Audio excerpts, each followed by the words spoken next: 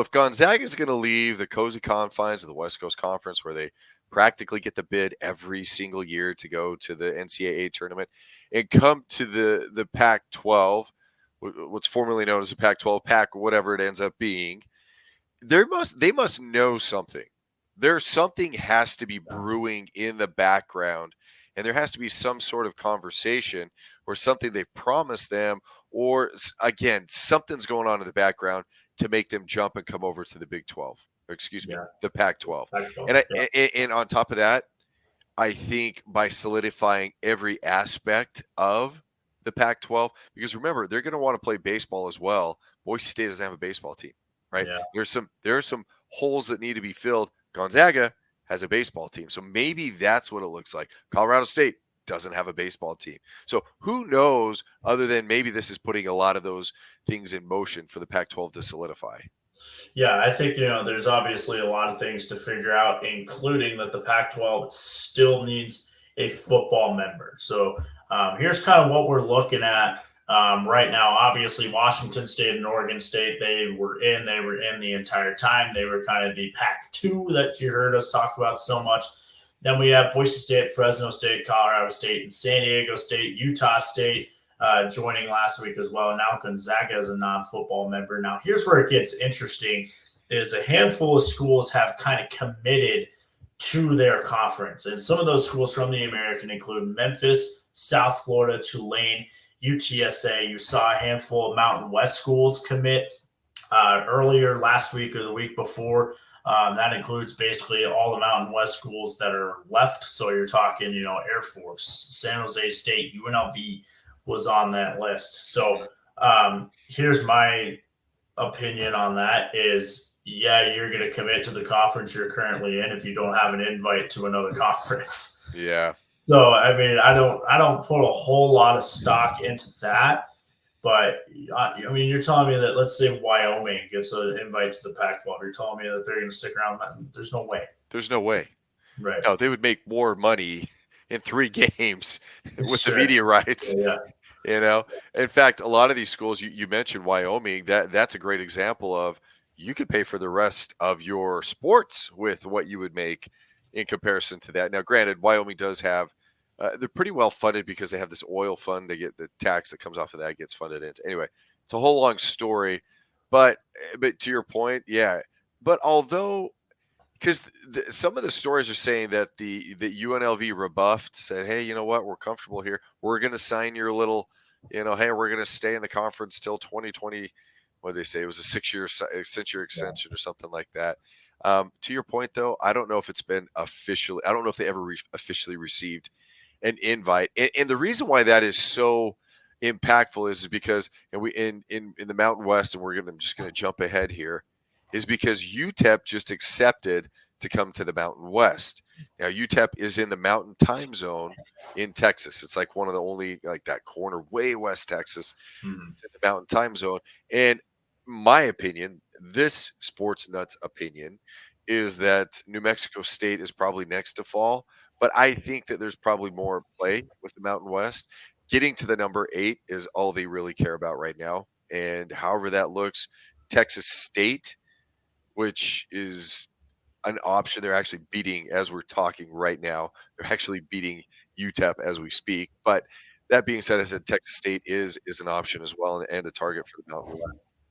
Yeah, and the fact that UTEP goes to the Mountain West tells you a lot. It tells you that the Mountain West is focusing basically on Texas right now. They're focusing on UTEP, and Las Cruces is basically Texas, so I'll loop them in with our Texas, right? But I think the focus is clearly now on UTEP, New Mexico State, Texas State, schools down in there, and not Montana State, Idaho, North Dakota State, South Dakota State. That's where their focus is right now.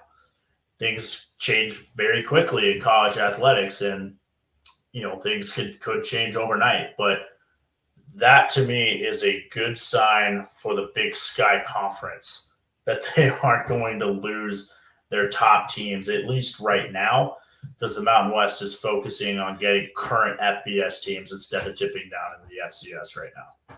And that's smart if you're the Mountain West, because what you're going to get is, and we talked about it before, but Idaho has played that game, right? FBS school, 2017, drop back down to FCS level, and 8-4 and a Potato Bowl was as good as it got for Yeah. Idaho. And that was it.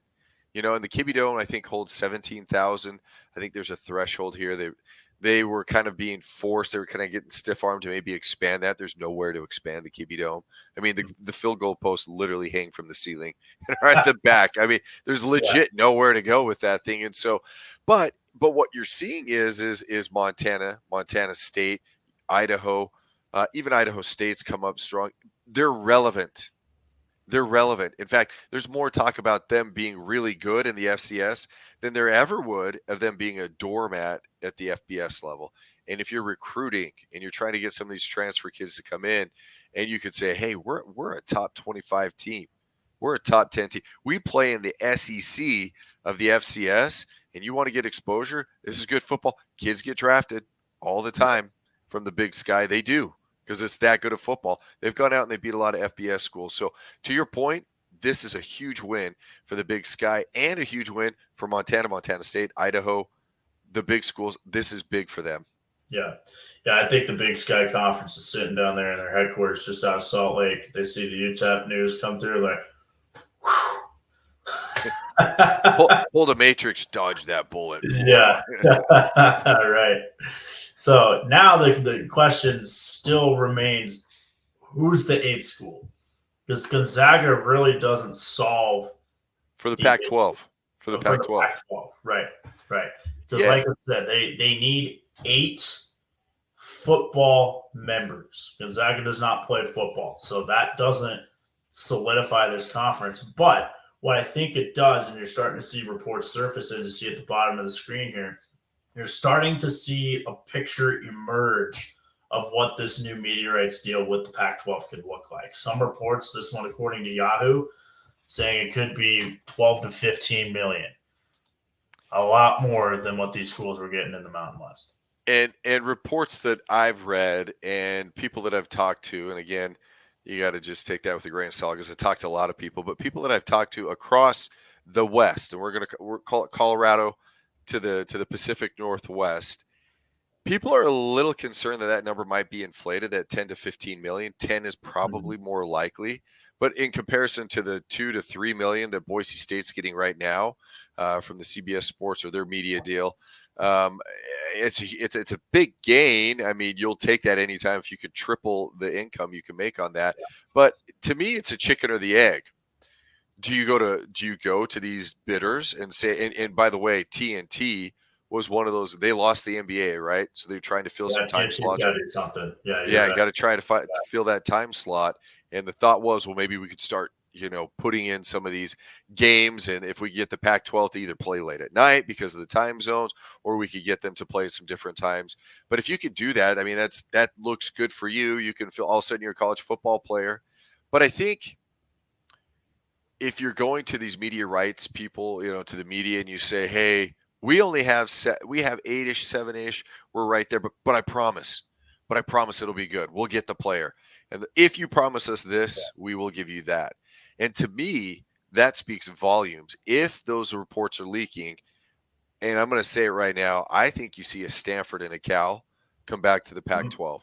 I think it makes a whole lot more sense than taking a lesser cut in the ACC, which is weakening by the day as Florida State gets worse and worse and Clemson gets better and better. It's fracturing that conference, and you're seeing Cal fly out, Stanford fly out every single time, every single sport. I think you see them come back. I think it makes sense for them. Yeah, interesting. And you have to remember that they aren't getting the big chunk of the pie like all the other schools are in the ACC. And the ACC is a huge conference. So there's a lot of mouths to feed in that conference. And Cal and Stanford are already not getting as much as the other schools, SMU included. Yeah. So, I mean, expect the unexpected with college athletics these days. And I think right now that if something like if a Cal and Stanford and SMU come over to the Pac-12, probably doesn't happen for maybe another year or two. A year. So we're not going to see that happen next week.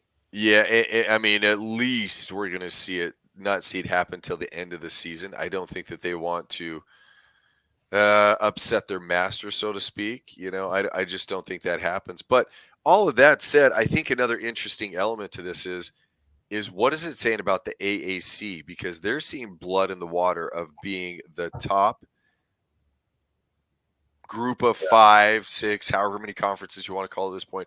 Best group of. In fact, I gotta show you this. Look at this. I got a Memphis Tigers on, man. There you go. Yeah. I have nothing to do with Memphis, by the way. I just happened to pick this up super cheap, and it's really comfortable. But I think that says a lot because Memphis said, nope, we're staying. The Tulane, nope, hard. Yeah, and they got full court pressed as well. So that said, I mean, are you on the 3rd, 4th, 5th option at this point?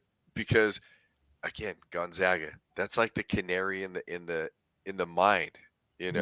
That's the indicator that, hey, maybe things are going in the right direction. Maybe they are. Me personally, should have merged the two conferences at the very beginning. I think there was a power struggle. I think both of the commissioners were wanted it. Hey, it's going to be the Mountain West. No, it's going to be the Pac-12. No, you merge with us. Yeah, I got you. The problem is, though, is if the Mountain West, if they dismantle the Pac-12, they lost all that money because it's gone as an entity. It's gone. So they had to keep that. And I think that the Mountain West has a little bit of pride, and quite frankly, I know that that's the case in terms of the pride with the past schools that have been there and left and didn't get what they wanted, and you no longer have their powerhouse schools in the Mountain West anymore. Yeah, remember the Mountain West once upon a time, BYU, Utah, TCU. Yeah, those are the three. At a certain point.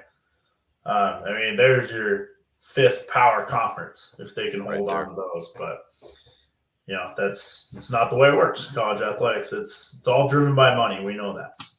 So there you go. There's the latest chapter in our Pac-12 novel that I'm sure we'll be keeping tabs on for years, possibly. So. I wouldn't be surprised if we see Stanford and Cal and then UNLV. If they got to 12, I wouldn't be surprised if they got to 12 football members. I wouldn't be surprised. Where they're going to pull from, we'll see. They may have to get a little bit creative, but I think with Stanford, Cal, and UNLV, although Mountain West is pretty darn sure of themselves that they're going to keep their players, adding UTEP, probably New Mexico State, looking at Texas State. So we'll see.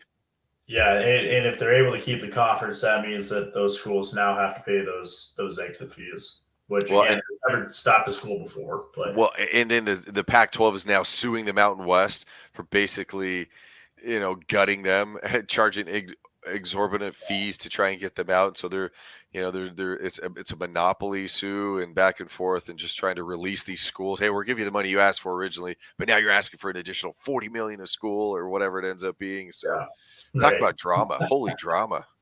Yeah, no kidding. I mean, you want to talk about drama. There you go. So all right, moving on to the NFL here. We got to talk a little Scott Matlock here because he is probably the only two-way player I think has maybe ever played in the NFL since like the 50s. But he's going both ways. Well, I mean, you could argue Taysom Hill with special teams, another Idaho guy. Yeah. But there was a guy, and what is his name? He played for the Ravens. Figure, it's another Harbaugh. And he played fullback and he played defensive line, a lot like Scott Matlock. Yeah. But Scott's a great story. Homedale kid, 6'4", 295 is what he's listed. Defensive tackle / defensive end, but fullback. And he played 60% of the snaps 2 games ago. I think it was at 50% last week on offense. Defensively, he's up around that 20-25% mark consistently. So he's playing 75. And then he plays special teams as well.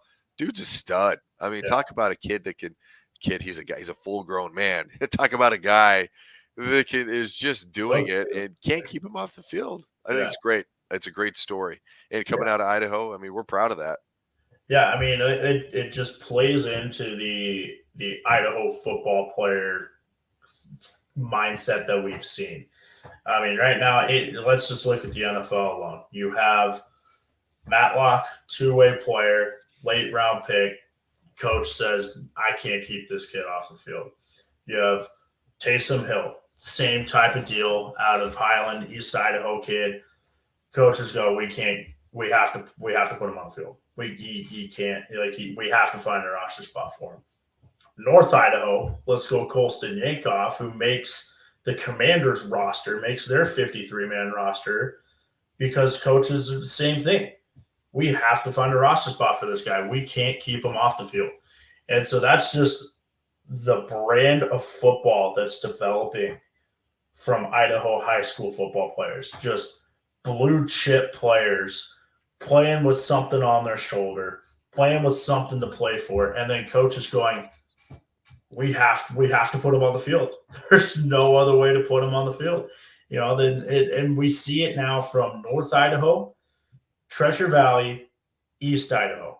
So you have a representation in the NFL now from all three parts of the state, and I think that's really cool. Oh, that's fantastic.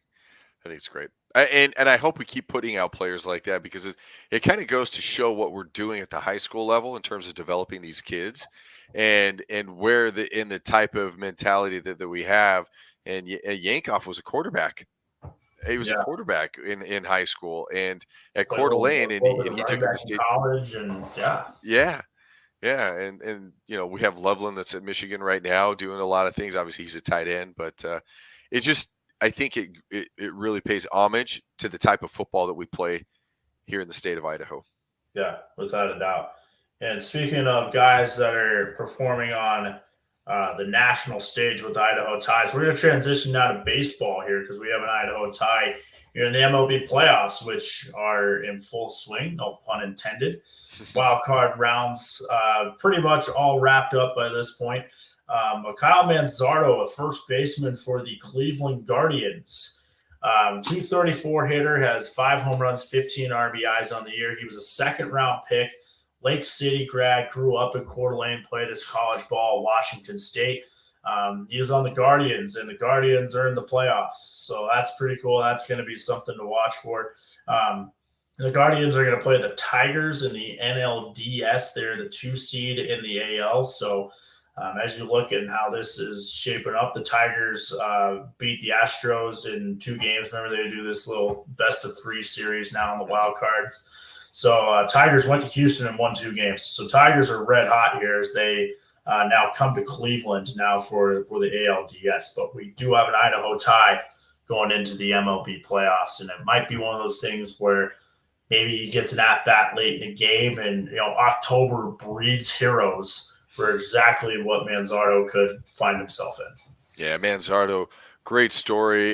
He was a Lake City kid, and then he ended up going to Washington State, and as a freshman led that team in RBIs, and gets drafted in the second round and comes out, and he's just worked his way up. I mean, quite frankly, very quickly to play in the major league, and he's playing major league level. 24. What's that? He's only 24. He's 24 years old, and he's made the bigs. That's huge. Yeah, that's absolutely huge. The thing I like about it too, though, is and again, I'm talking about the level that we're seeing. And listen, love you, California. Don't love what you've done, but hey, you know what? I'd move to Idaho too. It's a pretty dang great place. But the one thing I will say is it has absolutely elevated sports in the state of Idaho. And football, we are absolutely better because of the kids that have come in and are playing, and it's great competition. But I'd say baseball is where we're seeing the biggest difference, because California can play baseball year round. And those kids are now moving to Idaho, and they're wanting that, and they're craving that, and they're pushing it. And so Manzardo comes in, and he's being pushed. Again, North Idaho had a lot of Californians move there as well during that time period. And early on, it's just been a haven for a lot of these California or some of these kids that come from other areas that play baseball. And at the end of the day, what it's doing is it's elevating us all. Again, I have 2 sons, 12 years old. They play 13U baseball, and I'm telling you, the competition level is huge, and a lot of that is, and we see Manzardo playing at the highest level, and he's playing October baseball. It literally doesn't get any better than October baseball, and how cool is that we have somebody that we can cheer for out there. Now, I'm not a Cleveland Guardians fan, but I'm a fan of Manzardo. Absolutely. Yeah, we'll be rooting for him for sure. So quickly his stat line here. He's appeared in 53 games, 145 at-bats, has scored 11 runs, 34 hits, 12 doubles, 5 home runs, 15 RBIs, has walked 9 times.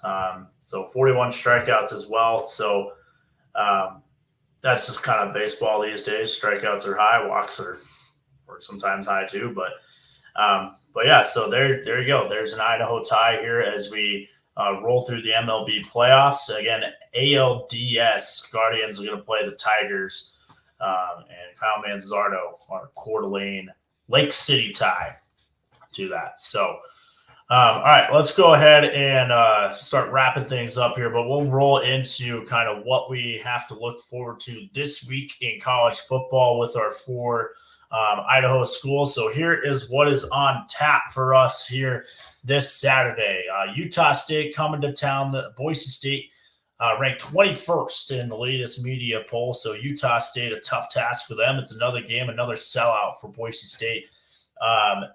Tickets on third-party ticket sale sites over $100 for this game, and fans that are buying them and judging by the crowd at Washington State last year, I'll tell you it's kind of worth every penny this year to see Ashton Genty. He was again over 250 yards last week as Boise State took apart, ran through Washington State. So they will be hosting Utah State. Idaho is going to be hosting number 25, Northern Arizona. Northern Arizona just cracking the top 25 here at the FCS level. Idaho, by the way, now all of their games have either been against a ranked FCS team or an FBS school. So just a tough schedule for the Vandals. But they continue to live up to the hype. They're ranked 10th right now, and they're going to be hosting Northern Arizona here on Saturday afternoon. Idaho State going to Cal Poly. That's the 7th all-time meeting between those two schools. Only one time have those schools played in Pocatello. And College of Idaho, after a win last week, climbing back up to 14 in the polls, they will go to Rocky Mountain. So as we look forward here to the games this Saturday, Ryan, what stands out to you? Ashton Genty is going to run all over Utah State. He is a sight to behold, folks. And if you haven't seen it, he's making a legitimate candidacy to be in New York for the Heisman presentation. Idaho's going to get back on track against Northern Arizona. I think that's just a question of experience. Quarterback play is going to be better, but I think that defense is too good and going to pound Northern Arizona. Idaho State, they're real, and they're going to win a game, and I bet they beat Cal Poly. But they got to figure out, and they've got to decide which quarterback's going to be the quarterback at Idaho State. I don't care which one it is. Coach, you know better than I do, but you got to pick one. And Andy Peters, record-setting day last week in an overtime win versus Montana Tech. I called that game. I think they roll into Rocky Mountain College, and they beat up on Rocky Mountain because College of Idaho is good, and they can score some serious points. Yeah, College of Idaho lost 2 in a row, but it seems like they're kind of getting back on track with that game last week. They should win that game at Rocky Mountain. Idaho State, it kind of seems like they picked Kobe Tracy. Here's a quick look at what happened in last week's games. You see there, Kobe Tracy 17 of 33 for 183 yards and 2 touchdowns. Hunter Hayes also played, but that's the least amount of quarterback changes that we have seen all year from Idaho State with 2 guys playing. Record-setting day last week for Andy Peters, the College of Idaho quarterback, 419 passing yards to go along 91 rushing yards. He was leading passer and rusher last week for the College of Idaho. Also threw for his 50th career touchdown pass, which is now a school record. Valley View grad Lan Larison in their game against Idaho last week had 54 receiving yards and a touchdown, 46 rushing yards to go along with that. The Vandals did score the first 14 points of that game, but U of I did end up falling by 2. And then we talked about it just a few minutes ago. Ashton Genty, 26 carries, 259 yards, 4 tutties. I mean, it doesn't get any better than that. And the VSU defense got to the Washington State quarterback, Jake Meter, 8 times as Boise State runs away with a 45-24 victory. So as we look back to last week, what do you think about last week's performances? Obviously, Genty. Here's my question about Genty. Is 26 carries sustainable? I don't think he could touch the ball that much as you come down the stretch here, but that's just me. Yeah, and he's probably not going to need to. I think that it continues to get a little lighter in the Mountain West. I think you won't see 259-yard performances, but you still may see 2 to 3 maybe 4 touchdowns at times, but I think he only ends up carrying the ball 18 to 20 times. I think you'll see that kind of go down. But what stands out, hey, that week's gone, man. You ran through Washington State. It was a great win. And, look, Yeah. these other ones, we talked about Idaho just barely losing, Montana State. Idaho State kind of hung with them, number 3 team in the country. Playing good football. I got a hats off to Coach Hawkins, doing a lot of really good things there. So, yeah, I'm excited. I mean, we'll do more of a show on those schools later. But for now, I just I think this week will be a get back on track or continue routing for the Idaho schools as they move forward. Yeah, I think so too. Boise State is red hot. Idaho trying to bounce back. Idaho State trying to get a good road win, and College of Idaho also rolling right now as they got a win last week as well. So that's going to do it for us here this week. Enjoy the weekends. Enjoy the games. We are the Fighting Taters. He is Ryan Luke. I'm Lucas Gephardt, and we will see you next week.